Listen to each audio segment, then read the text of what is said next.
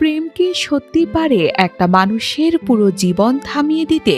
ঝালকাঠির এই জঙ্গলে গেলে মনে হবে হ্যাঁ পারে, কারণ এখানে গাছপালার ভিড়ে হারিয়ে যাওয়া কোনো গল্প নয়। এখানে একজন মানুষ সত্যি থেমে আছেন, নাম পলাশ বড়াল। এখন ওই মেয়েটা যেহেতু বিবাহ হয়ে গেছে, এখন ওই মেয়েটা নিয়ে আমি আলোচনা করতে চাই। স্থানটি ঝালকাঠির সদর উপজেলায় সবুজে ঘেরা নীরব এক এলাকা, যেখানে শব্দ কম কিন্তু গল্পের ভার অনেক বেশি। 15 বছর আগে একদিন তিনি ঘর ছাড়েন, তারপর আর ফেরেননি আগের জীবনে। কারণটা অবিশ্বাস্যভাবে সহজ, একটা প্রত্যাখ্যাত ভালোবাসা। শৈশবে ভালোবেসেছিলেন পাশের গ্রামের এক কিশোরীকে, নাম রঙ্গিনী, কিন্তু সেই ভালোবাসা ফিরিয়ে দেওয়া হয়েছিল এক নাতেই। আর সেই না আজও বদলায়নি, শুধু বদলে দিয়েছে একজন মানুষের পুরো জীবন। এই মেয়ে রাজি ছিল না, এটাই ধরে নেন। কারণ এখন ওইখানে উচ্ছৃঙ্খলা অবশ্যই নিজেকে দেওয়া লাগে।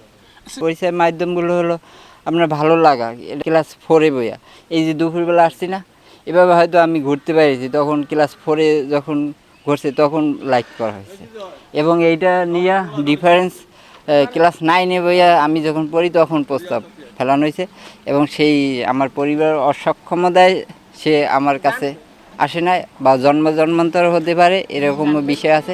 দিন যায়, মাস যায়, বছর গড়িয়ে যায়, কিন্তু পলাশ বড়ালের পৃথিবী আর এগোয় না। তিনি নিজেই থেমে যান মানুষের ভিড় থেকে অনেক দূরে, এক জঙ্গলের ভেতরে। নিজের হাতে গড়া কাদামাটির ঘর, পাশে খোঁড়া পুকুর, এটাই এখন তার ছোট্ট রাজ্য। সেই ভালোবাসার যে জয় করার, সেগুলো আমারে এরা করতে বাধ্য করছে।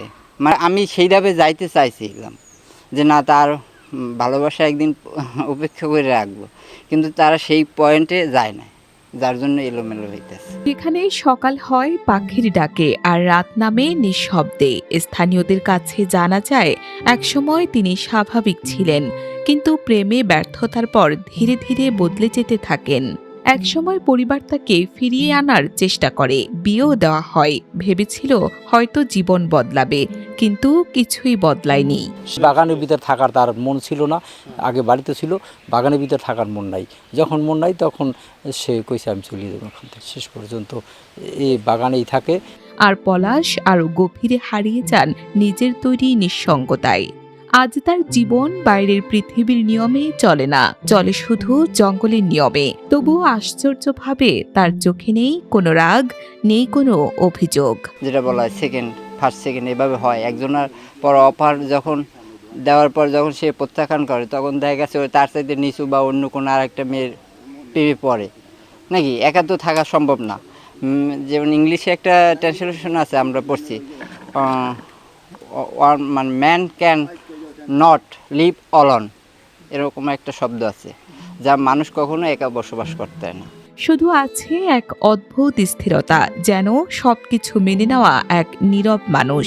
গ্রাম থেকে মানুষ আসে তাকে দেখতে, কেউ অবাক হয়, কেউ চুপ করে থাকে, কেউ ফিরে যায় ভারী মন নিয়ে। কারো কাছে তিনি গল্প, কারো কাছে প্রশ্ন, আর কারো কাছে এক অপূর্ণ জীবন। স্কুলে পড়াশোনা করছে, তো ভালো ছেলে, তা মেট্রিক পাসের পরই মনে হয় যে সমস্যাটা হয়েছে। মেয়ের সাথে মোটামুটি একটা কথাবার্তা চলছিল, কিন্তু মেয়ে ব্যর্থ হইয়া ও নিজের দিক বেছে নিয়েছে। কিন্তু নিজের কাছে তিনি শুধু থাকেন এই জঙ্গলের ভেতর, নিজের বানানো এক নিঃশব্দ জগতে।